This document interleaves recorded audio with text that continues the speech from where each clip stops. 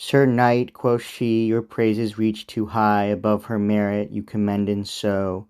A hapless maid I am, both born to die, and dead to joy, that live in care and woe, a virgin helpless, fugitive party. My native soil and kingdom thus forego, to seek Duke Godfrey's aid.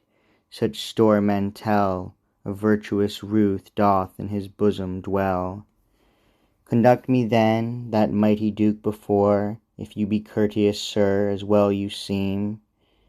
Content, quoth he, since of one womb ye bore, we brothers are, your fortune good esteem, to encounter me, whose word prevaileth more in Godfrey's hearing, than you haply deem.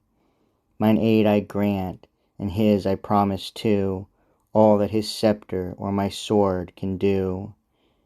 He led her easily forth, when this was said, where Godfrey sat among his lords and peers. She reverence did, then blushed, as one dismayed to speak, for secret wants and inward fears. It seemed a bashful shame her speeches stayed. At last the courteous Duke her gently cheers. Silence was made, and she began her tale. They sit to hear, thus sung this nightingale. Victorious Prince, whose honourable name is held so great among our pagan kings, that to those lands thou dost by conquest tame, that thou hast won them, some content it brings. Well known to all is thy immortal fame, the earth, thy worth, thy foe, thy praises sings, and Paynims wronged come to seek thine aid. So doth thy virtue, so thy power persuade. And I, though bred in Macon's heathenish lore, which thou oppressest with thy puissant might, yet trust thou wilt an helpless maid restore, and repossess her in her father's right. Others in their distress do aid implore of kin and friends, but I in this sad plight invoke thy help, my kingdom to invade. So doth thy virtue, so my need persuade. In thee I hope, thy succours I invoke, to win the crown whence I am dispossessed.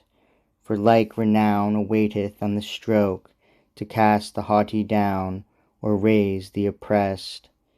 Nor greater glory brings a sceptre broke, than doth deliverance of a maid distressed. And since thou canst all at will perform the thing, more is thy praise to make, than kill a king. But if thou wouldst thy succours do excuse, because in Christ I have no hope nor trust, I'll yet for virtue's sake thy virtue use.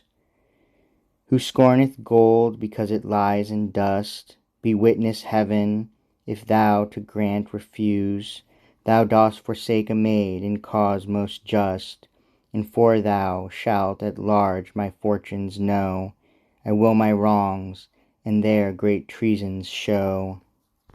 Prince Arbalon, that reigned in his life on fair Damascus, was my noble sire, born of mean race he was, yet got to wife the Queen Chariclia, such was the fire of her hot love. But soon the fatal knife had cut the thread that kept their joys entire, for so mishap her cruel lot had cast, my birth, her death, my first day was her last.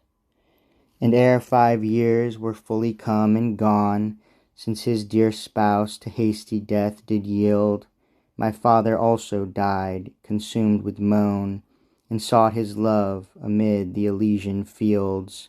His crown and me, poor orphan, left alone, mine uncle governed in my tender eld, for well he thought, if mortal men have faith, in brother's breast true love his mansion hath.